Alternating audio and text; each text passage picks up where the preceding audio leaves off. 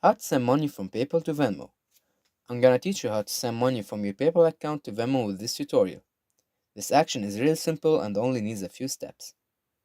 First, you have to go to PayPal website, and after that, make sure you are signed in. On the main page, you'll see a send button on the top right of the page. Click on it. Then, you'll have the option to type the name, username, email, or phone number of the person you want to send the money to on Venmo. Then, click Next. Then you have to choose the amount you'd like to transfer. Then click Next again.